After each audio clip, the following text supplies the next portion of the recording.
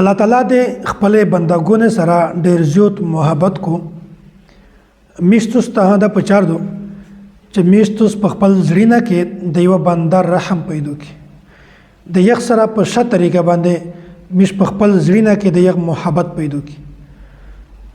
پیغمبر علیه الصلاۃ والسلام حدیث ته الرحمون يرحمهم الرحمن ارحموا من في الارض يرحمكم من في السماء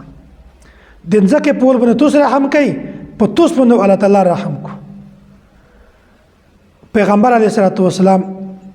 دا حدیث چې کله بیان شو بیا ډېر خلک داسته چې هغه د الله تعالی د ذات سره د محبت دعوا کو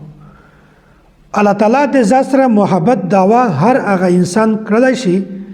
چې د پزړه کې د مخلوقات محبت وي کچېره د مخلوقات رحم د پزړه کې محبت د پزړه کې نه وي بیا د دعوا چې زه د الله سره محبت کې د دعوا باطله ده الله د ذات سره محبت ولته شي چې کله د زړه کې د دغه مخلوقات د بنده رحم وي حضرت جنید بغدادي رحمت الله علیه غټ بزرګ تر شوی دی دای وارث د سمندر په کنارې باندې دریای دجله د کنارې باندې راوونو بیا ځنه خلک ول چې هغه ډېر ګناهګار غلط قسمه خلکو هغه په سمندر کې د یو سیټ ته کشته کې تیرېدل بیا دای غانه بجانه هویللې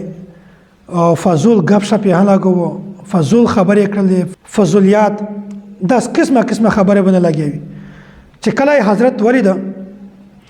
بیا دای د حضرت جنید بغدادي رحمت الله علیه مذاق شریک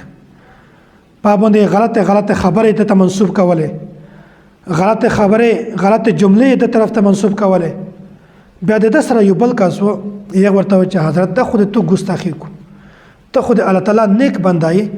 دا د تو ګستاخی کو لہذا ته دغه ته بداو وکړه چې خدای پاک تبا کو غر کې کو بیا دا لوس چکړ بداوی نه وکړه دا وی ورته وکړه یا الله دا انسان چې کیم عمل په وجه باندې په دنیا کې خوشحالي مناوي یا الله د دینه داسې عمل سرزد کا چې پاغه باندې په آخرت کې هم خوشي مناو په آخرت کې خوشي دا جنت دی جنت ته هر هغه انسان تللی شي چې یغه عمل نیک وي نیک عمل کو عقیده یې صحیح وي ښه عمل کو ښه چاره کو نو حضرت جنید بغدادي رحمت الله علیه یغ ته بداو نه کړي بلکې دا وی ورته وکړه چې الله کیم عمل په وجه باندې چې په دنیا کې خوشي مناوي یا الله د دینه داسې عمل سرزد کا داسې اعمال د دینه صادر کا چې په آخرت کې هدي ته خوشي ملاوي شي نو دا په حقیقت کې داوود بداونه دو دا وجه دا شایدای چې د حضرت په زړه کې دغه مخلوقات محبت کچېره محبت نه وای دغه پورا بداو کړي وای داو نه ورته کړي نو د داو کوله وجه شایدای چې د په زړه کې د مخلوقات محبت نو میشتو ستا په چاردو چې څنګه لکه الله تعالی د میشتره محبت کو میشتو ستا دا د می هدف فرض دی چې میش هغه چارو کې چې الله په خوشحال وي او د الله رسول په خوشحال وي دا نیک عمل خپل کوي بل چاته هم ورسوي دغه ترغیب ها کوي ان شاء الله چې څومره ثواب یخته ملاويږي